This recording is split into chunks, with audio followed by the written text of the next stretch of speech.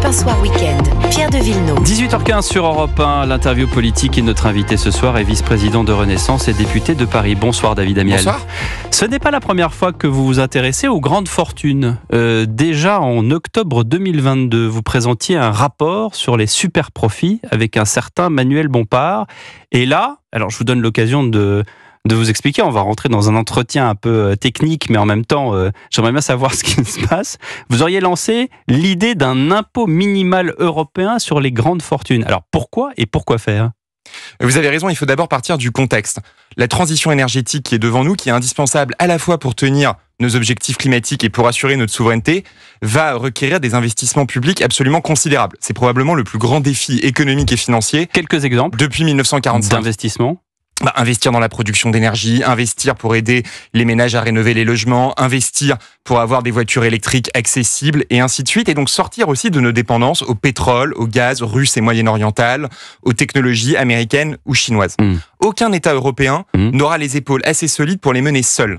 On va devoir agir ensemble à la fois pour investir, pour accompagner les classes moyennes et pour dégager de nouvelles ressources en faisant effectivement contribuer ceux qui ont le plus gagné à la mondialisation en ne respectant pas toujours les mêmes règles du jeu. Ah, donc vous visez d'abord les fautifs d'une certaine manière qui auraient contourné des règles, mais qu'est-ce que vous allez faire ? Comment est-ce que vous allez faire ? Vous avez raison, mais je pense d'abord aux importations.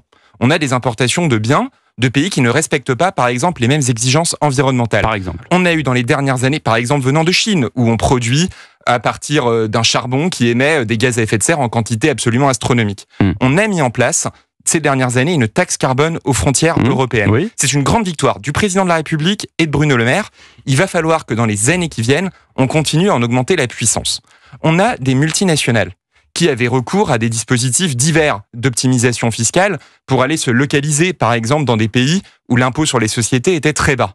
Là aussi, c'est une grande victoire française. On a obtenu un impôt minimum sur les sociétés qui commence à y mettre bon ordre et qui rapportera dans les caisses de l'État français environ 1,5 milliard d'euros par an. Pays où il n'y avait pas d'IS, du coup, vous en avez instauré un par défaut, d'une certaine manière. On a instauré la capacité à prélever un impôt sur les sociétés supplémentaires quand effectivement des entreprises payent moins ailleurs. Quand ça concerne un acteur français qui est installé dans au niveau européen. Eh bien, c'est la même logique que je crois il faut pouvoir poursuivre en matière de grandes fortunes, c'est-à-dire des personnes physiques, des milliardaires, des multimilliardaires qui eux aussi, comme ces entreprises multinationales, peuvent avoir recours à différents moyens techniques pour réduire leur taux d'imposition. Il nous faut travailler avec nos partenaires européens à un impôt minimum européen sur les grandes fortunes qui permet de s'assurer, au fond, que chacun prend sa juste part. Jusqu'à votre dernière phrase, je vous suivais, mais avant votre dernière... cette dernière phrase, elle est totalement antinomique avec ce que pense le président de la République, qui encourage justement les grandes fortunes, qui est très proche de certains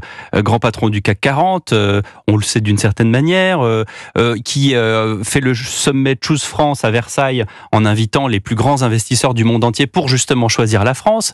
L'impôt, pardonnez-moi, mais c'est un réflexe de gauche. C'est un réflexe. Le président de la République a montré ces dernières années qu'il était plutôt un libéral plutôt que quelqu'un qui va refaire. Et d'ailleurs, Bruno Le Maire a toujours dit on n'augmentera pas, en tout cas en ce qui concerne la sphère française, on n'augmentera pas les impôts. Alors pourquoi tout d'un coup on reparle d'impôts ? Parce que votre dernière phrase est peut-être la plus importante dans ce que vous avez dit. Effectivement, augmenter massivement les impôts à l'échelle nationale, ça ne sert à rien. C'est finir par être les dindons de la farce dans la mondialisation actuelle, parce que les entreprises et les particuliers iront produire des richesses ailleurs. Vous ne réglerez donc ni la question de la justice sociale, ni la question de l'activité économique, et au fond, vous vous tirez une balle dans le pied. C'est pour ça que la ligne du président de la République, ça a toujours été d'encourager la production, l'investissement en France, et on a obtenu des résultats inédits en la matière, et d'agir en matière de régulation de la mondialisation au niveau européen. Et là, ce qui est très important, c'est que pendant des années, la France a poussé dans cette direction. Mais la France trouvait porte close. Depuis qu'on a Emmanuel Macron, on a obtenu ces victoires. Taxe carbone aux frontières, on en parlait depuis des années, on l'a eu. Impôt minimum sur les sociétés, ça on l'a eu. Bien. Mais là, on est sur des structures. Super profit, vous en parliez. Super profit dans le domaine de l'énergie, par exemple. On se rappelle de tout le débat qu'il y avait eu en 2022. On a obtenu une contribution exceptionnelle sur les super profits au niveau européen. Ah non, c'était pas à la marge, ça représentait des milliards et des milliards d'euros. Mais ce qui était très important, c'était de le faire avec les autres pays européens pour ne pas évidemment désavantager notre pays. Je comprends les entreprises, je comprends, mais quand on dit grande fortune européenne, ce sont des individus, ce sont des familles, ce sont des gens qu'on voit dans les classements de différents magazines qu'on va pas citer ici, mais comment est-ce que vous allez faire le casting de ces personnes que vous allez taxer? C'est-à-dire que ça va être un seuil, ou est-ce que ça va être une façon d'utiliser l'optimisation fiscale? Comment est-ce que vous allez cibler les gens? Jusqu'à présent, il y a deux façons de voir. Soit on se dit, il y a des gens, par exemple, comme Bernard Arnault, qui est l'homme le plus riche du monde, mais il vous dira, LVMH est une entreprise qui emploie 160 000 personnes, il me semble, qui crée de l'emploi en France, qui, quand la cathédrale brûle, envoie de l'argent tout de suite, sans se poser de questions. Comment est-ce qu'on peut, j'allais dire, mettre le joug sur ces personnes qui font fonctionner les pays, d'une certaine manière, en créant de l'emploi, en disant, tiens, puisque vous gagnez beaucoup d'argent, vous allez payer encore plus? Il ne s'agit évidemment pas de stigmatiser tel ou tel, et particulièrement pas des entrepreneurs qui ont réussi et qui font effectivement, vous l'avez dit, rayonner notre pays et qui créent beaucoup d'emplois. Il s'agit simplement de s'assurer qu'on a des règles qui font que les personnes les plus riches dans nos pays européens payent leur juste part. On a aujourd'hui des mécanismes qui sont accessibles aux plus grandes fortunes, qui ne sont pas accessibles aux classes moyennes, qui permettent de réduire votre imposition. Donc, il y a plusieurs schémas techniques pour pouvoir travailler dessus. Ce sont des optimisations fiscales au sens propre que vous visez, c'est-à-dire des manips, comme on dit, pour contourner tel ou tel système. Est-ce que ce sont des individus, encore une fois, et je vous ai posé la question tout à l'heure, est-ce que ce sont des fraudeurs, comme on avait eu aussi des fraudeurs qui fuyaient le fisc français et qui cachaient leur argent à l'étranger, et d'ailleurs, ça a fonctionné puisque beaucoup sont revenus justement en France, sont régularisés. Quel est, encore une fois, le modus operandi? Comment est-ce que vous allez faire pour trouver ces gens-là? C'est exactement ce que vous disiez, c'est-à-dire c'est de pouvoir lutter contre des mécaniques d'optimisation fiscale. On sait que, par exemple, en ayant recours à certaines holdings, on peut réduire artificiellement. En Europe, aux États-Unis, c'est différent. Ils ont des règles qui précisément l'empêchent. Mais en Europe, qui permettent de réduire son taux d'imposition. Il y a des travaux qui sont menés par l'économiste Gabriel Zucman à l'École d'économie de Paris. Ça a d'ailleurs été présenté au G20. Bruno Le Maire a souligné que la France était engagée pour faire progresser ce dossier au niveau international et au niveau européen. Je pense qu'on va dans la bonne direction. À nouveau, on a lutté contre l'optimisation fiscale au niveau des entreprises. Il faut pouvoir le faire pour les plus grandes fortunes. Au niveau des individus, Gabriel Zucman qui estime que justement cette taxation minimale des super riches, selon ses calculs, pourrait rapporter 250 milliards de dollars. Alors, il y a plusieurs hypothèses effectivement sur la table.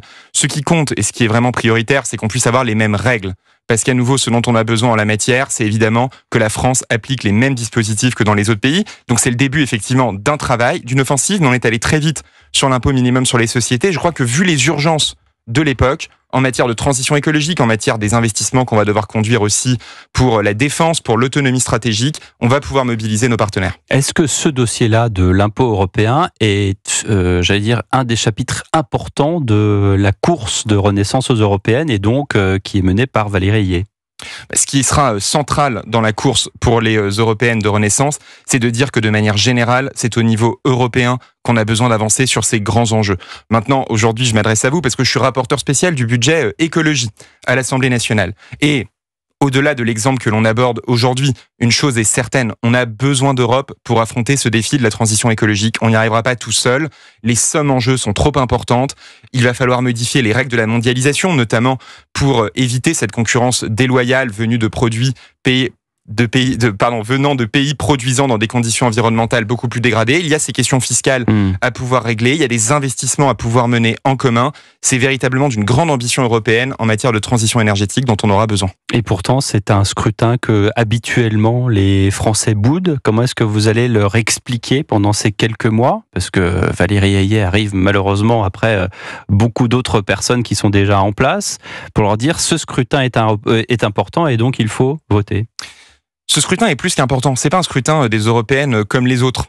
C'est une année où, au fond, les défis qui se posent à l'Europe sont véritablement existentiels. On n'avait pas dans les derniers scrutins une guerre qui faisait rage sur le continent européen. On l'a aujourd'hui en Ukraine. On n'avait pas les dernières années une montée à ce point aigu des rivalités économiques entre l'Amérique et la Chine, avec un risque pour l'Europe d'être déclassée, d'être broyée entre ces deux géants. Et donc je crois que c'est ça qui fait la particularité de ce scrutin, et je crois d'ailleurs que beaucoup de Français l'ont bien compris. Qu'est-ce que vous dites à ceux qui vous disent de toute façon c'est plié, le RN est devant et donc c'est eux qui vont gagner?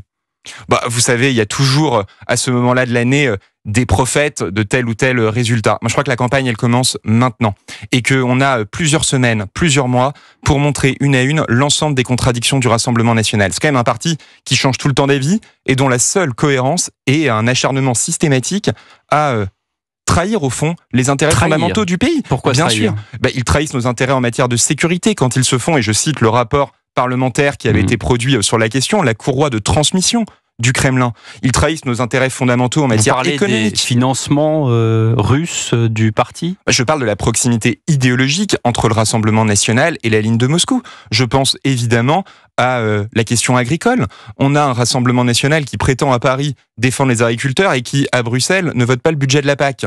On a un Rassemblement national qui prétend défendre l'agriculture, la puissance économique française, et qui nous propose de sortir des traités commerciaux qui font qu'on exporte dans le monde entier et que notre pays est une grande puissance agricole. C'est ça que nous allons démontrer dans les semaines qui viennent. Ils ne votent la PAC, mais il y a certains agriculteurs qui pensent que la PAC, c'est pas bien.